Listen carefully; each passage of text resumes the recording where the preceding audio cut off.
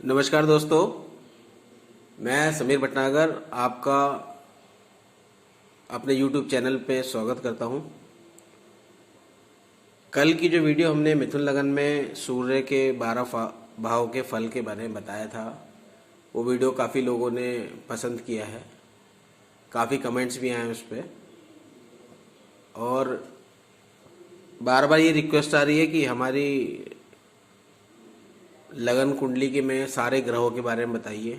तो मैं सभी से कहूँगा कि थोड़ा सा धैर्य रखें, क्योंकि अभी सबका अलग अलग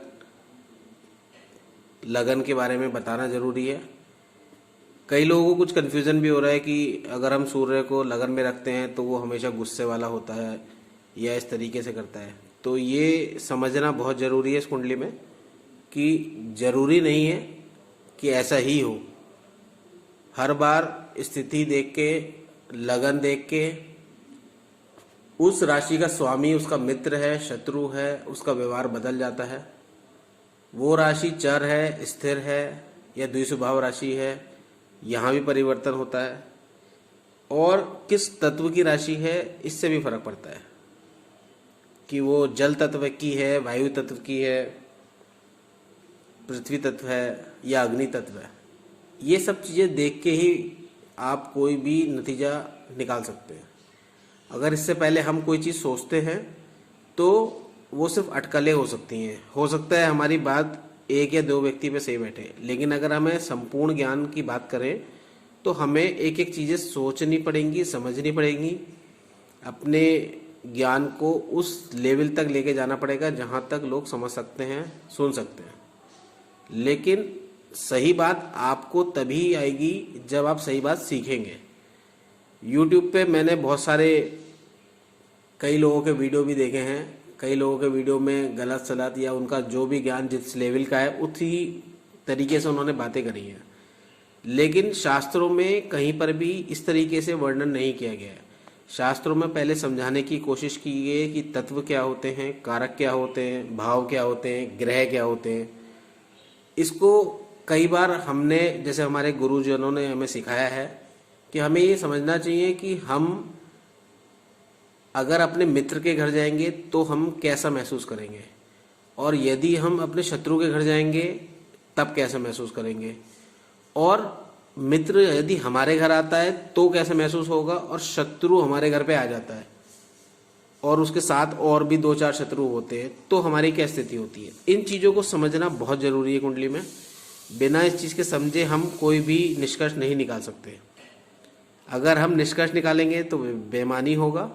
इसलिए हमें बहुत सोच समझ के एक एक चीज़ को पकड़ के काम करना है। अगर हम हवा में बातें करेंगे तो कोई भी 2 मिनट में कह देगा कि ज्योतिष में कुछ नहीं है, लेकिन ज्योतिष में सब कुछ है अगर आप पूरी ईमानदारी से उसे सीखना चाहते हैं तब।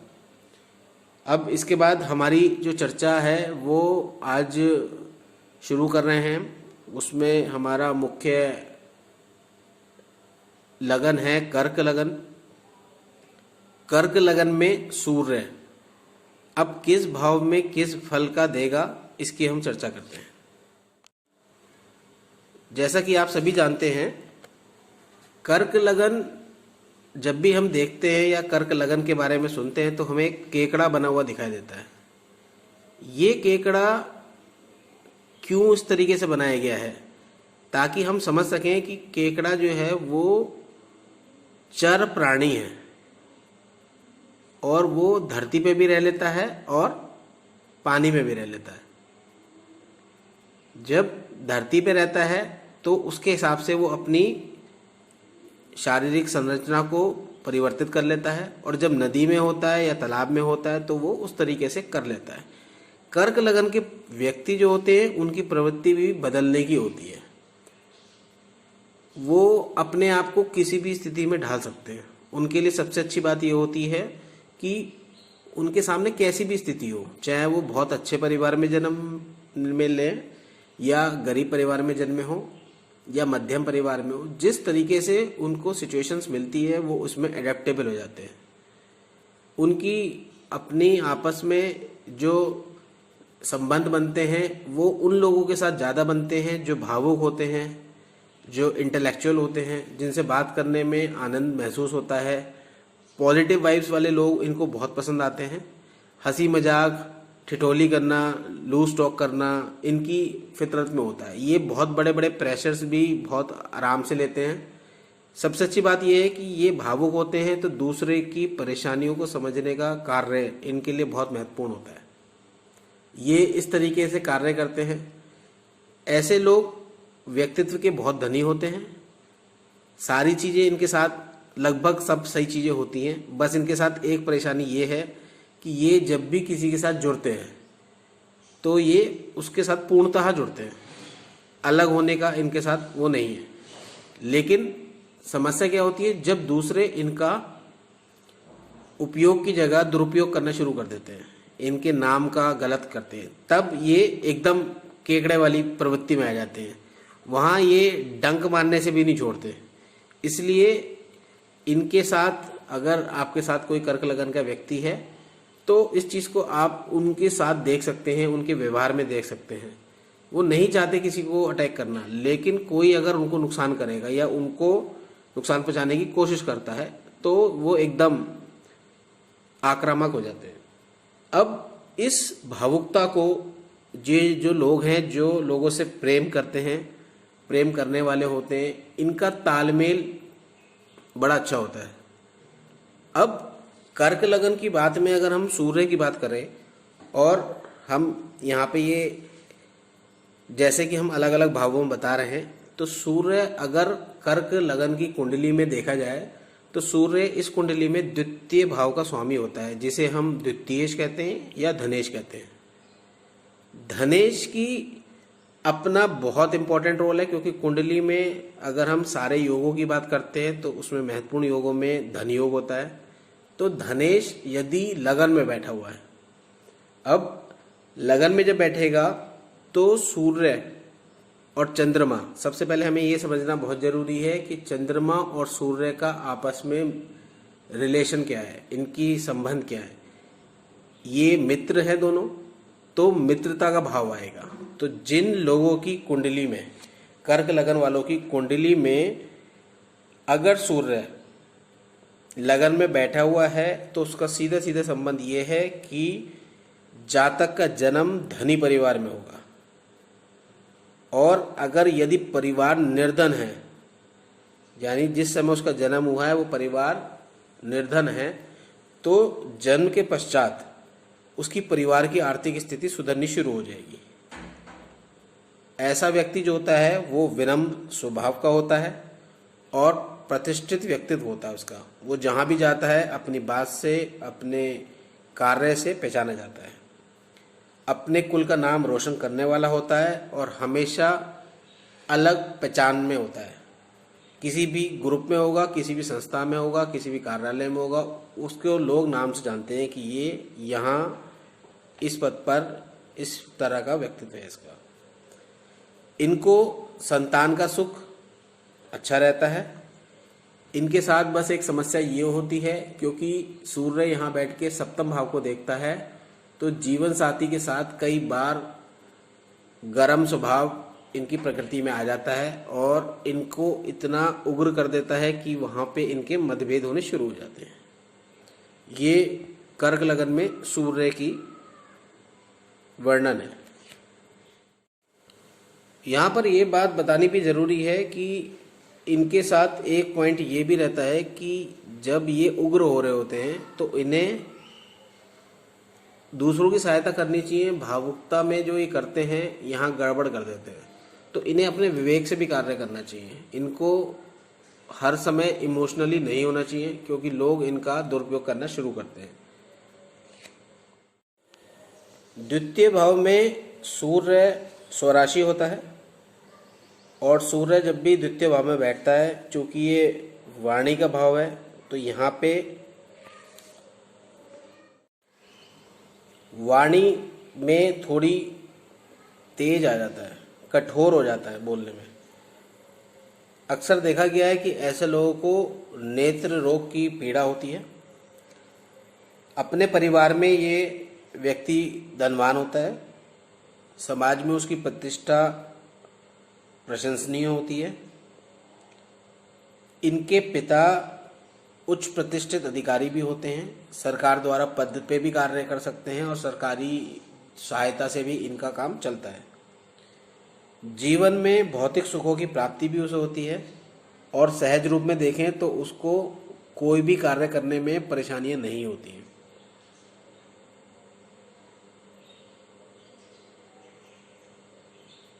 लेकिन कई बार ये स्थिति देखी गई है कि इनके घर में, इनके परिवार में, इनके दाम्पत्य जीवन में कई बार ऐसी स्थिति में ये अनबन करवा देता है, कई बार सिचुएशंस को पैनिक कर देता है।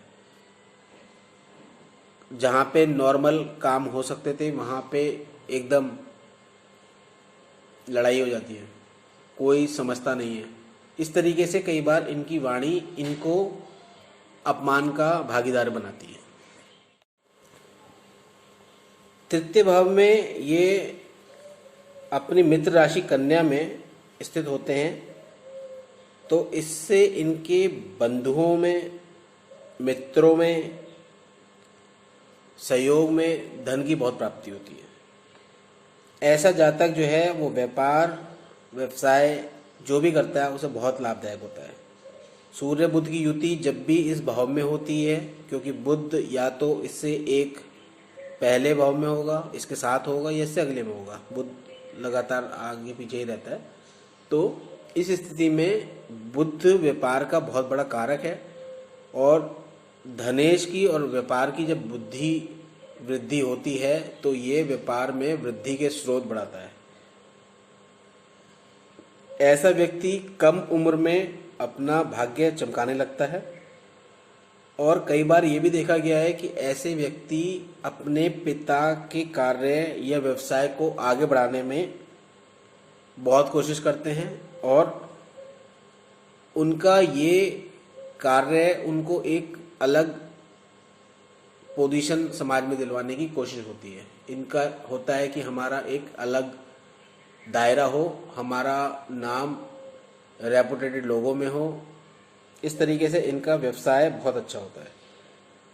तीसरी बात यहाँ पे देखने में आती है कि बुध जिनका बहुत अच्छा होता है और कुंडली में भी बहुत अच्छा योग हो, तो अक्सर ऐसे लोग लेखनी में, लेखन में, पत्रकारिता में और किसी आपने देखा होगा टॉपिक्स पे जो जर्नलिस्ट होते हैं आर्टिकल्स लिखते हैं, किसी पर्टिकुलर टॉपिक पे लिखा जाता है, एक्सपर्ट होते हैं वो लोग, तो वो इस बुध की देन होती है यहाँ पे।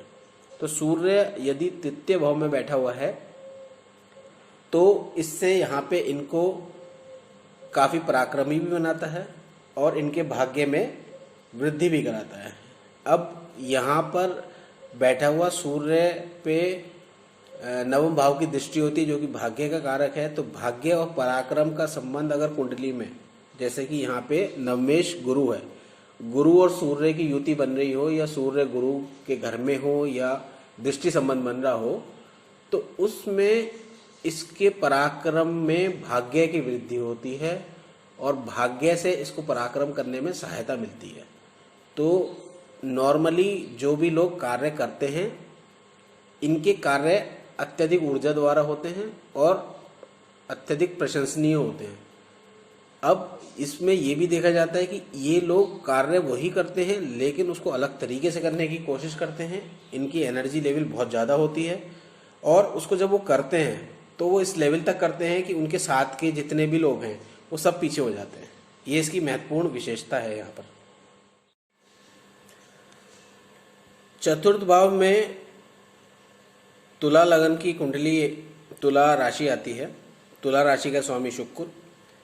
अब कर्क लगन की कुंडली में चंद्रमा, सूर्य और शुक्र का कॉम्बिनेशन चतुर्थ भाव में यदि बनता है तब क्या क्या असर करता है। अब सूर्य यहाँ पे बैठकर अगर हम देखें तो ये घर है, चतुर्थ भाव जो है वो माता का है, नौकर चाकर का है और गाड़ियों का है, सुख का है। अब जब सूर्य यहाँ पे बैठेगा तो सूर्य इन सब भावों में वृद्धि करेगा कि नुकसान करेगा। अब चूंकि सूर्य और शुक्र यहाँ पे शत्रु भी हैं तो अगर सूर्य के अंश यहाँ पे, क्योंकि सूर्य यहाँ पर नीच का होता है, अगर सूर्य यहाँ पे नीच का होता है और 10 डिग्री से अंश में कम है आपकी कुंडली में, तो वो आपको इसके रिजल्ट खराब देगा। लेकिन अगर 10 अंश से ऊपर है तो यही चीज़ें सारी आपकी पॉजिटिव हो जाती हैं। लेकिन इसमें होता क्या है, यहाँ पे माता का स्वास्थ्य खराब हो जाता है अगर सूर्य नीच की तरफ को जा रहा है। आपके साथ जितने लोग होते हैं वो आपके विश्वसनीय नहीं होते हैं, आपके यार दोस्त आपसे फ़ायदा लेने वाले होते हैं। इस बात को यहाँ पे समझना बहुत ज़रूरी है। और आपका यहाँ पे बैठा हुआ सूर्य दशम भाव को, जो कि आपके कार्य को भी देख रहा है, इस पे भी ये प्रभाव डालता है। यहाँ का बैठा हुआ सूर्य आपके जो भी सीनियर्स होते हैं, आपके जो भी अधिकारी होते हैं, उनको कहीं ना कहीं आपके प्रति उनका विश्वास नहीं जमने देता है।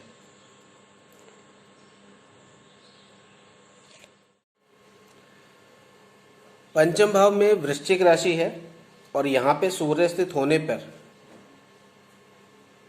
जातक पर लक्ष्मी की कृपा रहती है, क्योंकि यहाँ से सूर्य लाभ भाव को भी देखता है।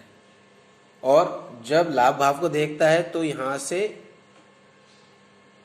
धन के, क्योंकि द्वितीय भाव का स्वामी सूर्य इस कुंडली में लाभ में आके बैठा है या लाभ को देख रहा है, दृष्टि संबंध बना रहा है, तो ये आपको फायदा दिलाएगा। अब फायदा किस किस चीज़ों से दिलाएगा, क्योंकि ये भाव किसका है, शिक्षा का, पूर्व जन्म के कर्मों का, पूर्व जन्म के कर्मों का भोगने का, आध्यात्मिक का, शेयर मार्केट का, सट्टे का, राजनीतिक संबंधों का, ये इन सब चीज़ों से आपको फायदा दिलाता है।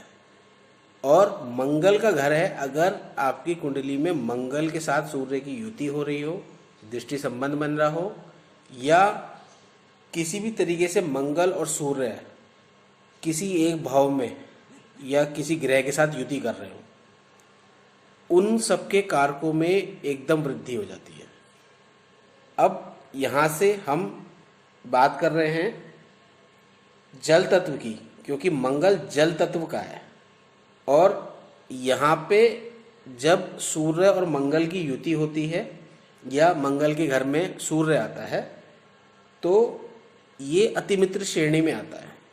इन दोनों के कॉम्बिनेशन जिन भी कुंडलियों में देखे गए हैं या अध्ययन किए गए हैं, उसमें देखा गया है कि इनको अत्यधिक रूप से, क्योंकि मंगल जो है इस कुंडली में कर्मेश भी है, पंचमेश भी है, सूर्य धनेश है और चंद्रमा कर्क लगन की कुंडली में लग्नेश है। जब इनका कॉम्बिनेशन या युति बनती है तो वो व्यक्ति अपने कर्म से, अपने ज्ञान से धन कमाने में कार्य करता है।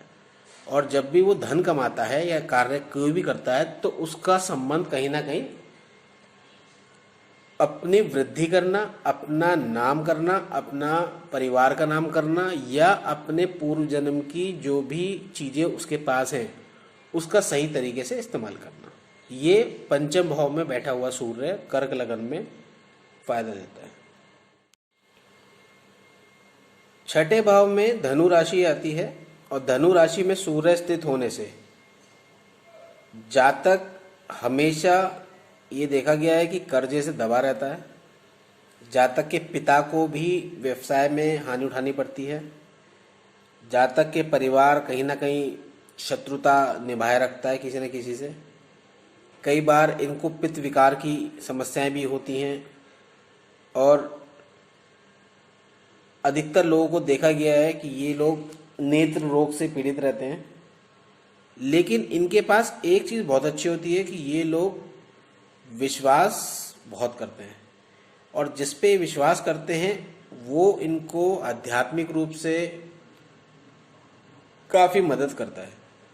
क्योंकि गुरु जब भी सूर्य के साथ युति में आता है तो उसको धार्मिक रूप से मदद करता है, चाहे वो ज्योतिष के रूप में करे, चाहे वो उसको आध्यात्मिक में करे, चाहे वो उसको मंत्रोच्चारण से करे। इनको अपना स्तर बढ़ाने के लिए, आध्यात्मिक स्तर बढ़ाने के लिए ये कार्य इनको करना पड़ता है। ऐसे जातकों के लिए मेरी सलाह ये रहती है कि ये धर्म स्थल पर अवश्य जाएं। जब भी इनको मौका मिले ये अपने जो भी इनके कुलगुरु हों, पुरोहित हों, पुजारी हों, धर्म से जुड़े हुए लोग हों, ज्योतिषी हों, पंडित हों, जब भी इन्हें सेवा का मौका मिले इन्हें सेवा करनी चाहिए और निस्वार्थ भाव से करनी चाहिए। ये इनके लिए बहुत ज़रूरी है। और अगर यदि यहाँ पर सूर्य के साथ राहु या केतु हो तो इनकी स्थिति और खराब भी हो जाती है। ये ऋण पे ऋण लेते चले जाते हैं और दबते चले जाते हैं। कई बार ये आगे बढ़ने के लिए यात्रा करते हैं लेकिन इन्हें यात्रा से कोई लाभ नहीं मिलता है, उल्टा इन्हें और नुकसान हो जाता है। और छठे भाव में सूर्य अधिकतर पेट संबंधित रोग देते हैं, इसलिए इनको हमेशा सात्विक रहने की प्रयास करना चाहिए। सप्तम भाव में मकर राशि है। मकर राशि का स्वामी शनि जब भी चंद्रमा को यहाँ से लगन को देख रहा है या अगर उसकी युति चंद्रमा के साथ बन रही है तो शनि और चंद्रमा का एक योग बनता है जिसे विष योग कहते हैं। उसमें कई बार हमने देखा है कि जब भी कुंडली में शनि और चंद्रमा की युति बनती है, क्योंकि कर्क लगन की कुंडली में शनि जो है वो मार्केश का कार्य करता है और सूर्य और आकर अगर सप्तम भाव में बैठ जाए तो ये डबल मारक हो जाता है। तो डबल मारक में स्थिति क्या बनती है इनकी, सूर्य और शनि अगर दोनों यहाँ पे बैठ जाए तो इस भाव को पीड़ित कर देते हैं। अब ये भाव सप्तम भाव है, भार्या का भाव है, पत्नी का भाव है, पार्टनर्स का भाव है, मित्रों का भाव है। इन सबको हटा देता है, इन सब से दूर करता है या इन सबको अपने से अलग कर देता है। जब बात दाम्पत्य जीवन की आती है तो यहाँ पर अगर व्यक्ति का सूर्य बैठा हुआ है कर्क लगन की कुंडली में तो इनका जो भी जीवन साथी होता है वो क्रोधी होता है, स्वभाव में तीव्रता होती है और अपनी चलाने की कोशिश करता है। वो अपने आप को ही राजा समझता है और जब राजा समझेगा और शनि के ऊपर तो उसको प्रजा भी वैसी चाहिए जो उसकी सुने। अब कर्क लगन वाले जितने भी लोग हैं ये सब मूडी स्वभाव के होते हैं, इनके मूड्स स्विंग होते हैं, बार बार प्रवृत्ति होती है इनकी स्थिर ना रहने की, चंचल मन रहता है। अभी थोड़ी देर में ये काम करेंगे, थोड़ी देर बाद वो करेंगे।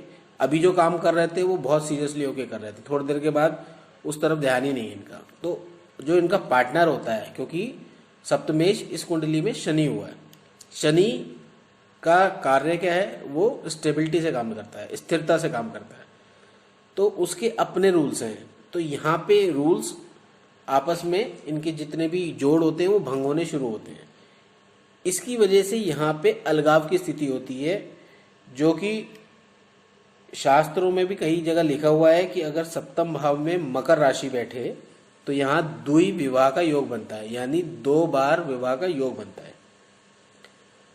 और अधिकतर स्थिति में ये भी देखा गया कि अगर शनि इसी में बैठा हुआ हो सप्तम भाव में तो वो विवाह में विलंब करा दे या जीवन साथी से अलग करा दे। अब ऐसे जातक को अग्नि पदार्थों से बचना चाहिए और यदि अगर यहाँ पे शुक्र की युति आ रही हो तो उसको गुप्त रोग की संभावना भी रहती है। इसलिए इस भाव में बैठा हुआ सूर्य को शांत करने के लिए इन्हें सूर्य से जुड़े हुए उपाय करने चाहिए, सूर्य को जल देना चाहिए और सूर्य को जल देने के बाद इनके साथ सबसे अच्छा है कि ये सूर्य प्रणाम करें, सूर्य के मंत्र का उच्चारण करें, ये इनके लिए ज़रूरी है। अष्टम भाव में सूर्य कुंभ राशि में बैठता है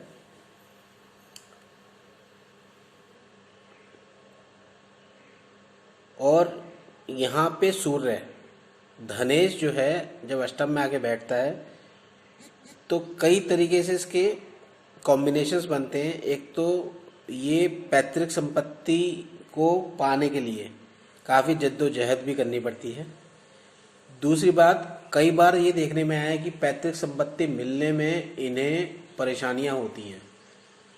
कई केसेस में ये स्टडी करने में मेरे को भी मिला है और बाकी रिसर्चर्स को भी मिला है कि यहाँ पर बैठा हुआ सूर्य अगर धन भाव से कभी भी परिवार संबंधित बात होती है, पारिवारिक संपत्ति की बात होती है, तो पारिवारिक संपत्ति को वो दिलाने की कोशिश करता है, लेकिन कर्क लगन के जो लोग हैं वो भावुकता में उस चीज़ को छोड़ देते हैं।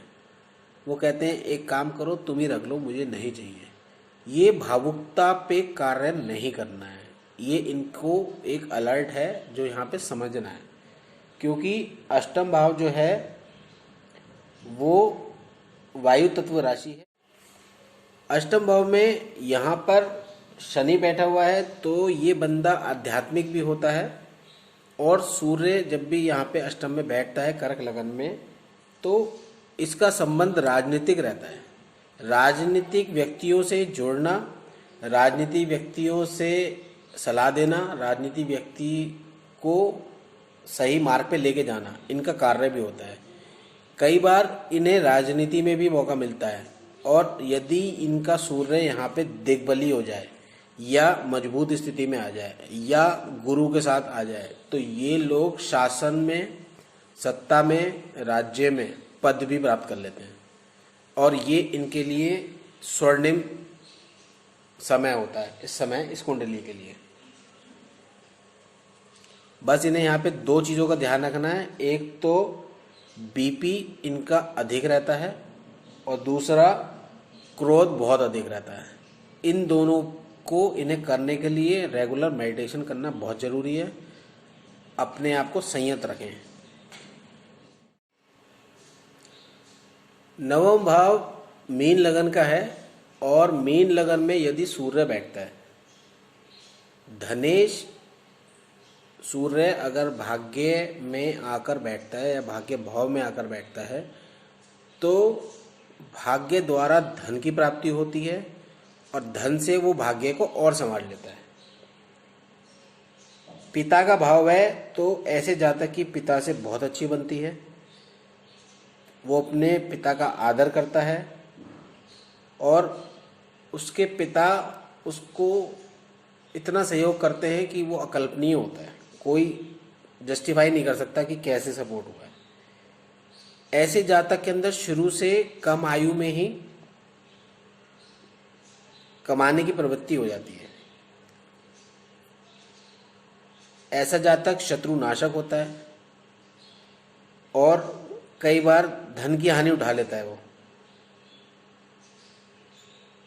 जातक के पुत्र सुंदर होते हैं और कुल का नाम रोशन करने वाले होते हैं। जातकों को भाइयों का सुख, मित्रों का सुख बहुत अच्छा रहता है। कुछ समय के बाद, 40 वर्ष के बाद, ऐसे जातक अपनी सलाह से लोगों को धार्मिक कार्यों में या आध्यात्मिक कार्यों में प्रेरित करते हैं और उनको उस स्थान की प्राप्ति कराते हैं जिसके वो वाकई में हकदार होते हैं। ऐसे श्रेणी के जो भी जातक होते हैं जिनका सूर्य नवम भाव में होता है, उन्हें दो काम अवश्य करने चाहिए। एक तो धार्मिक स्थल पे जरूर जाना चाहिए,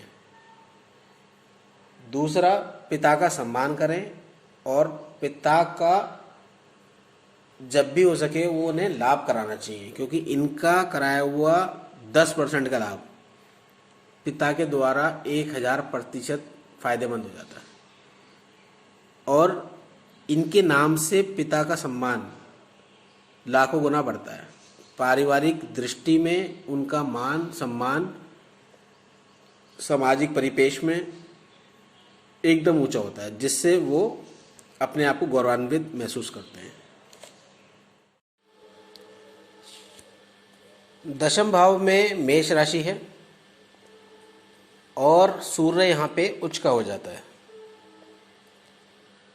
सूर्य उच्च का होने से जातक अपने पारिवारिक कार्य को सफलता के उच्चतम शिखर पर ले जाता है।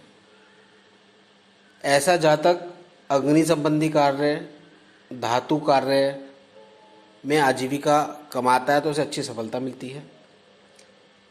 ऐसा जातक शास्त्रार्थ प्रेमी होता है, लेखन प्रिय होता है, कार्य व्यवसाय में लगातार कुछ ना कुछ करने वाला होता है, मजबूत हड्डियों वाला होता है और साहसिक कार्य को करने में कुशल होता है।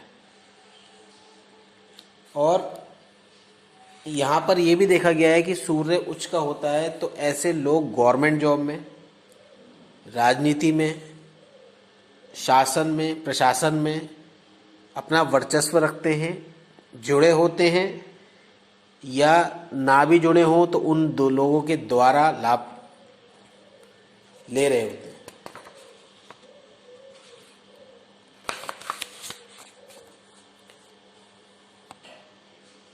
शनि अगर यहाँ पे इस कुंडली में सूर्य के साथ अगर आता है तो कई बार ये देखा गया है कि जातक अपना व्यवसाय शुरू करता है।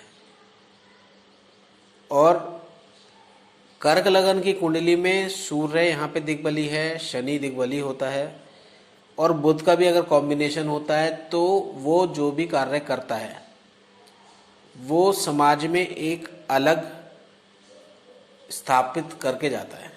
ऐसा कुछ कार्य करता है जो समाज में, या जैसे कोई इंडस्ट्री लगाई है, उस जगह के लोग उस नाम से उसको जानते हैं कि ये इस चीज़ की इंडस्ट्री है। ऐसे लोग बहुत बड़े बड़े लोगों के साथ मिलके संयुक्त रूप से ऐसे कार्य करते हैं जिससे जनमानस का लाभ होता है, समाज को आर्थिक रूप में और धार्मिक रूप में काफ़ी मदद मिलती है। एकादश भाव में वृषभ राशि में सूर्य के स्थित होने पर जातक का अपने भाइयों से जरूर विरोध होता है, लेकिन अपने भाई को सहयोग जरूर करते हैं। ऐसे जातक के पेट में और कान में अधिकतर कुछ ना कुछ विकार रहता है। संतान के समय इसकी स्थिति गर्भपात वाली भी हो जाती है और संतान सुख में इनको विलंब भी मिलता है। लेकिन यहाँ पर यदि सूर्य की शुक्र के साथ युति बनती है तो ऐसे में उसको राजनीतिक कार्यों से लाभ मिलता है, शेयर मार्केट से काफ़ी लाभ मिलता है और अपने परिवार को बढ़ाने के लिए वो काफ़ी धार्मिक क्रियाकलाप करता है। कई बार ऐसा जातक अपने मित्रों और नौकरों की सहायता करता है, उनको ऐसे कार्यों में लगाता है ताकि उनका जीवन भर पैसा आता रहे। ये स्थिति यहाँ पे बहुत देखी जाती है। द्वादश भाव में मिथुन राशि में सूर्य स्थित होता है तो जातक को धन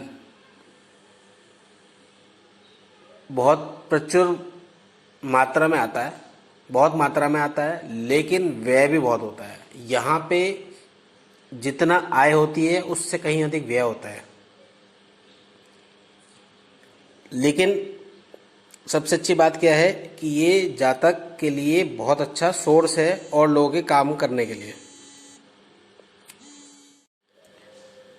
कई बार यहाँ पर यह भी देखा गया है क्योंकि द्वादश भाव में सूर्य बैठता है तो इसको कई बार राज के दंड का भी भागी बनना पड़ता है और इनके जो भी कमाया हुआ धन होता है वो कोर्ट कचहरी में, पुलिस में, थाना में, कचहरी में खर्च होते हैं। और अगर ये धार्मिक कार्य ऐसे लोग नहीं करते हैं तो इनका धन का व्यय अस्पतालों में भी बहुत होता है। इस बात को समझना यहाँ और भी ज़रूरी है। तो मित्रों, आज का जो टॉपिक था कर्क लगन में सूर्य के अलग अलग भावों में फल का, वो मैंने आपको बताया है। और इस चर्चा से ये समझना बहुत ज़रूरी है कि कुंडली में जिस ग्रह की हम बात कर रहे हैं वो उस कुंडली में है क्या।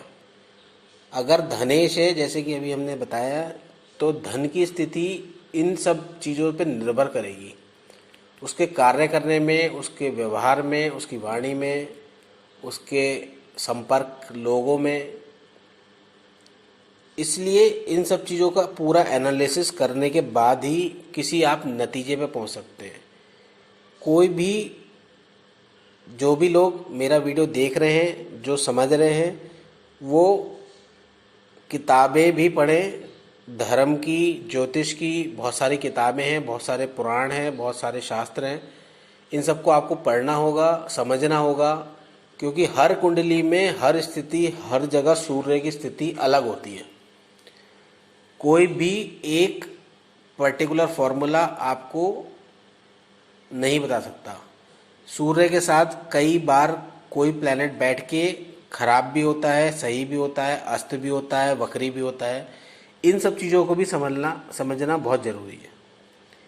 और मैं उन लोगों को विशेष रूप से कहना चाहता हूँ जो सिर्फ अपने लगन के हिसाब से, अपने लगन में बैठे हुए ग्रहों के हिसाब से मेरा वीडियो देख रहे हैं, तो वो ऐसे करके अपना नुकसान ना करें। पहले के जो वीडियो बने हैं, जो कि बेसिक है ज्योतिष का, अगर आप उसके द्वारा क्रमबद्ध तरीके से आएंगे, पहले की वीडियो देखेंगे, तो आपको समझना आसान होगा। अब जो लोग आज जुड़ रहे हैं, उनसे मेरी रिक्वेस्ट है कि वो पहले के वीडियो सारे देखें और पूरा वीडियो देखें, क्योंकि थोड़ा सा ज्ञान भी नुकसानदायक हो जाता है। इसलिए पूरी चीज़ देखें और धीरे धीरे टॉपिक्स कवर होते जा रहे हैं। आपकी रिक्वेस्ट और मेरे पास कमेंट्स आ रहे हैं, उसमें काफ़ी चीज़ें क्लियर भी हो रही हैं, लोग पूछ भी रहे हैं, लोग मेरे व्हाट्सएप नंबर पे भी मुझे रिप्लाई कर रहे हैं। तो उससे समझ में भी आ रहा है कि उन लोगों की समझ में आ रहा है और लोग अपने अपने नोट्स बना के भी कार्य कर रहे हैं।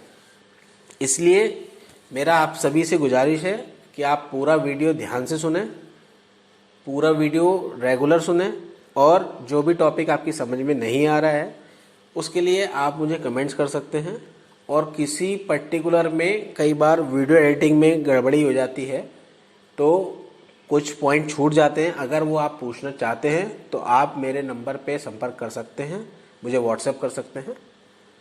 और अगर आप में से किसी को अपनी जन्म पत्री दिखानी है या उसका विश्लेषण कराना है, तो इस टॉपिक के अलावा मैं उनका विश्लेषण करके भी व्हाट्सएप कर सकता हूँ। तो दोस्तों, आज का वीडियो मैं यहीं समाप्त कर रहा हूँ और उम्मीद कर रहा हूँ कि आपको मेरा वीडियो पसंद आ रहे होंगे। तो ज़रूर मेरे वीडियो को लाइक कीजिए, सब्सक्राइब कीजिए, शेयर कीजिए। और जब भी आपको लगे कि कोई ज़रूरतमंद व्यक्ति है जिसको अपनी कुंडली दिखानी है, तो आप जितना सीखें उतना भी बता सकते हैं और मेरा नंबर देके आप भी किसी के साथ सहायता कर सकते हैं। आज के लिए इतना ही दोस्तों, नमस्कार।